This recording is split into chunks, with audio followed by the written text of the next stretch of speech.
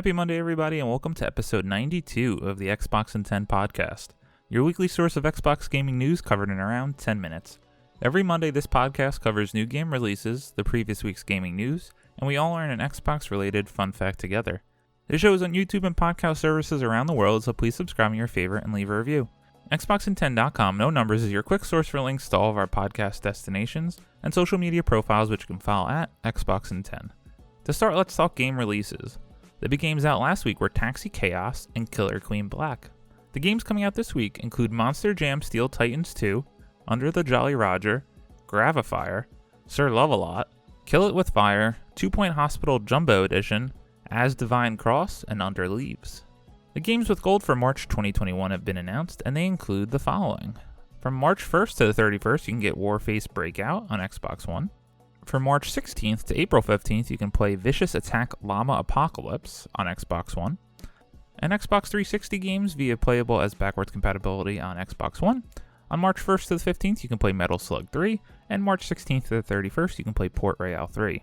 I gotta say, this must be one of the worst months with games with gold in a long time, especially when you compare it to PlayStation Plus's free games for March. Now onto last week's biggest news stories, and we have 7 to cover this week. Number 1, Halo Infinite will be the most open and adventure-filled Halo game ever. Heidi Nicholas at True Achievements writes, the latest Inside Infinite blog gives more info on the development of Halo Infinite's campaign, World Zetta Halo, as well as more work-in-progress 4K PC screenshots and concept art. In the Inside Infinite blog post, campaign art lead Justin Dings says there were 2 important goals for developing Zetta Halo. Quote, first, to visually show what is happening in current times with the violent occupation of the banished forces and how it has shaped the landscape of the ring. And second, to create mystery and intrigue around Zetta's past and ultimate purpose, end quote. According to gameplay director Troy Mashburn, you'll see, quote, memories of past battles scars the surface, and evidence of bigger events can be seen in the fractured chunks of the ring floating in the sky, end quote.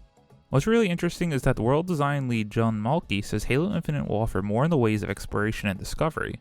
Quote, there are missions that will pull you through the golden path of the primary narrative, but more than any previous game, we are breaking down the walls to create a more open play space offering exploration and discovery. I often describe the experience offered by Zetta Halo as Halo Unleashed, because it's all the experiences and stories you love from the Halo presented in a world where you have so much more freedom to explore and discover unexpected adventures, end quote. We got a closer look at Zetta Halo in these screenshots, with the devs explaining that the setting is inspired by the Pacific Northwest. Dings explains how they work to merge aspects of a real-life biome together with the sci-fi world. Quote, we have introduced the idea that just below Zetta Ring's organic surface is a forerunner framework of millions of vertical hexagons that make up the ring's structure, and due to the extreme damage that Zetta has endured, these hexes are exposed and displaced, creating a dynamic landscape that gives us a unique visual and allows for some really fun gameplay, end quote. Ding says, adding that this, quote, incorporates sci-fi elements into a real-world biome for an experience which aims to be the best of both worlds, end quote. The blog finishes with a reminder that it's not an open-world game, but, quote, a Halo game, a sandbox shooter where our goal is to make you feel like the most powerful actor in a rich, emergent sci-fi combat simulation. It's the most open and adventure-filled Halo game ever. It's the Halo game we could only dream about making 20 years ago, and we can't wait for you to explore it, end quote. I thought this write-up by Heidi Nicholas on True Achievements was a good summary of everything in the Inside Infinite blog. If you want more information, go check it out, but more importantly, go check out all the new screenshots they released for the game. I can't wait till they re-reveal this game because it looks beautiful in these screenshots. Now let's just hope the gameplay looks and lives up to it. Number 2, Dragon Age 4 will reportedly be a single-player RPG with no multiplayer. Wesley LeBlanc at IGN writes, after the success of Star Wars Jedi Fallen Order and the troubles of Anthem, Dragon Age 4 will reportedly be a single-player RPG without multiplayer. Just a day after the official cancellation of Anthem Next, an update planned for BioWare's latest game that aimed to overhaul many of the live game systems and fix its problems, Bloomberg reports that Dragon Age 4 will not have multiplayer and instead will be a single-player only RPG. According to Bloomberg's report, EA gave BioWare, the team behind Dragon Age 4, the go-ahead to remove all planned multiplayer and games-as-service components from the RPG in recent months. The game's development began in 2015, and 2 years later, in the fall of 2017, EA and BioWare reportedly rebooted development to include long-term monetization. That reboot and push for monetization are apparently what led to the departure of Mike Laidlaw from BioWare. Dragon Age 4 was then referred to as Anthem with Dragons by those working on the game. During this time, some of BioWare's leaders pushed back against EA and fought to pivot development back to a single-player focus. It sounds like they eventually won the fight for single player if this new report is anything to go on. A release date for Dragon Age 4 has not been announced. The next thing come from BioWare is Mass Effect Legendary Edition, which is set to release this May. Being more of a sci-fi RPG fan, Dragon Age just never spoke to me, but I know how many millions of people out there love it. Regardless of my feelings and loving Mass Effect more than Dragon Age, this is good news no doubt. Let them focus on the single player which made the previous games great, and hopefully they apply the same logic to the next Mass Effect game. We don't need multiplayer. I enjoyed multiplayer in Mass Effect 3, but focus on nailing the single player. That is what we all love on these series. Number 3, Anthem development officially cancelled by BioWare. Sean Carey at True Achievements writes, BioWare has announced that it's halting development on Anthem Next, a project which would have rebuilt Anthem from the bottom up. Instead, the studio will focus its efforts on the next Dragon Age and Mass Effect titles. A developer update from Anthem executive producer Christian Daly explains that BioWare had been working to continually improve the game before starting work at the end of 2019 to overhaul the action RPG completely. Although it's likely several reasons factored into BioWare's decision to cancel the reboot, the COVID-19 pandemic and the pressure of remote working are highlighted in the announcement. Quote, 2020 was a year unlike any other, however, and while we continue to make progress against all our projects at BioWare, working from home during the pandemic has had an impact on our productivity, and not everything we had planned as a studio before COVID-19 can be accomplished without putting undue stress on our teams, end quote, Daly said. Daly also notes that Anthem servers will stay up and the Anthem Live service will continue to run as normal. With development on Anthem Next officially stopped, the studio will now laser focus its efforts on the next Dragon Age and Mass Effect titles, while still providing updates to Star Wars The Old Republic. To me, this was the obvious and smart move by BioWare. They need a big win coming off of Mass Effect Andromeda and Anthem, so they need the next Dragon Age, and especially Mass Effect for me, to be great. They need to win back the goodwill of the fans, build up their reputation again for being a top-tier RPG studio, and this is the first piece to that puzzle. I unfortunately was one of the very few that kind of liked Anthem's gameplay and what it was trying to do when it first came out, and I was looking forward to an Anthem Next to see if it could bring people back, but you can't argue with the logic. Focus on making these next games great, and let's start with a great game in Mass Effect Legendary Edition to win BioWare back. Number 4, Bungie plans Destiny 2 crossplay for fall 2021. Cass Marshall at Polygon writes, Bungie gave Destiny 2 players a big update on the developers' plans throughout the rest of 2021, as well as a peek into 2022. There are big campaigns and additions coming, but one of the biggest announcements is the addition of crossplay between Windows PC and console players. Crossplay is coming to the masses in Season 15, we'll be doing some internal rollouts and alpha tests in Season 14 to prepare for a widespread launch this fall.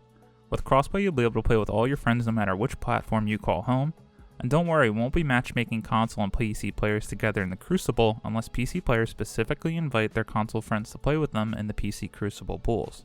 More details will be coming on these tests in the future, but for now, it's promising to know that Destiny 2 players will eventually join together for a good old-fashioned raid. As a continually all-in and then lax Destiny 2 player, I love that this is finally coming.